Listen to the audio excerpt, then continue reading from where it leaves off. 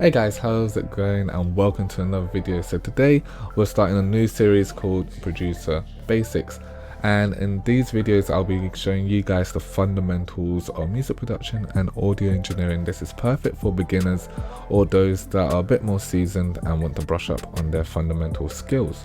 So before we get into today's video, I would like to invite you guys over to my Discord server.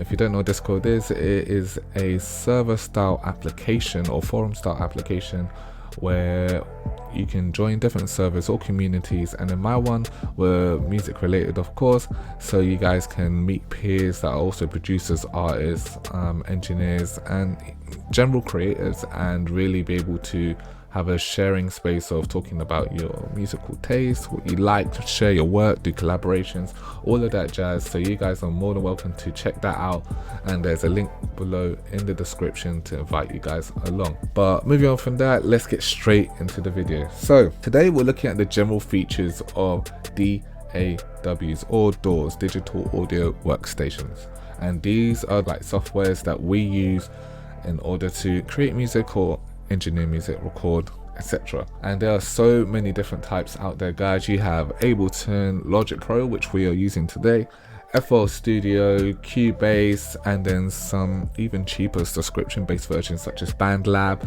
Sonar by Cakewalk, Soundtrap. There's so many out there, guys, and when you're looking for what D.A.W suits for you, it's all about trial and error. So a lot of these D.A.Ws have trials. I believe if you have specific ones like Logic Pro and GarageBand, you do need a MacBook for those, but all the others, they should have some form of free trial for you to check out. So I put a list down below of all the different a lot of the different D.A.Ws for you guys to try out if you want to go ahead and do that.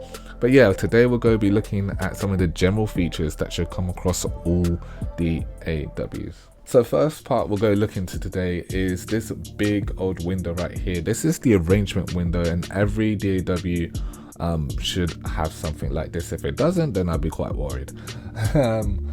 But yeah, so to walk you guys through it, we'll walk through some of the casual features. On the left hand side here, we got our tracks. These are where all our individual instruments or our audio files and the name of them will all go. So at the moment we currently have 6 with different things, and I'll show you guys a little bit later how you can put your instruments in. But we got 2 here, drum kit and a keyboard, and then some blank ones in between.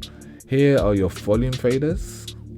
So here are your volume faders and your panning knobs here, so that will choose which ears they are going to and how loud it is going to be. The other parts for the arrangement window that I want you guys to look into is this set of tools here. So this is where you can record in your stuff, you can play back the track, pause, forward and skip forward and backwards.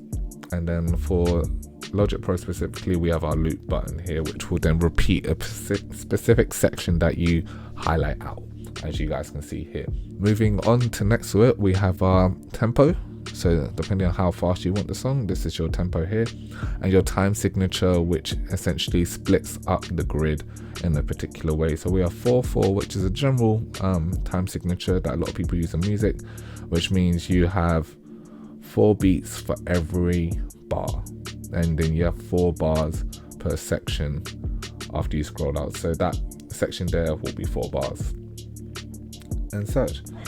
Lo and behold, on the right hand side we have our master volume, which is the overall volume of everything that comes out, and here we got our metronome, which when recording will help us keep in time. For this display here as well, this is the this will show you where the playhead, which is this little thing here. So the next window I want to show you guys is this one here. This is our sound library. This is where you guys get to change all the different sounds and so forth. So as you can see, we got like blank instruments here, and nothing's really going on. But if I go to keyboard, we can change the different sounds to whatever we like. Sound libraries will always look different in different D.A.Ws. I know here we got like quite a few like tab and drop down sort of lists, whilst I know in FL Studio you'll just have one massive drop down list on the left hand side showing all your audio files and so forth, and you can, I believe, set things up in there in your own way, but I just like the way that Logic does it because I find it easier to get around. Moving on from there, the next video window that I want you guys to look at is this one here. This is your mixer. So in your mixer, you have your fader knobs right here. Again, this will adjust the volume that you have on each of the track. And as you can see up here, we have our effects rack. Now these will look different in a lot of the D.A.Ws, but I believe for many of them now, this is the general like look that you will get from most of them. I know in FL Studio, you'll probably have it in the right hand section, I believe, once you got your mixer up. But yeah, this is where all your instruments will be, and you can do all your balancing. Engineers use this area quite a lot and so forth, and you got all your buses and such, and I'll go into those in detail in another video. But last few windows that we want to pick up, this is your piano roll. So these are where all your input patterns go. So if I take this note, you know, it will change sound as much as we move it, and you can create new notes here to add in to your patterns and such. But that is the piano roll. A majority of tutorials you'll see will have this there at some point. We also have this one. These are step sequencers. FL Studio is very well known for their step sequencers and that stuff to make it easy. A lot of people use step sequencers for things like drums and such, and yeah, you can just have all your drum instruments here and then follow the patterns, and it will show you essentially wherever you highlight is where it's going to be played in the bar sections. Other than that, that is it, guys. That is the general features that you should find on the most D.A.W. So once again, we have our piano roll, we have our sound cloud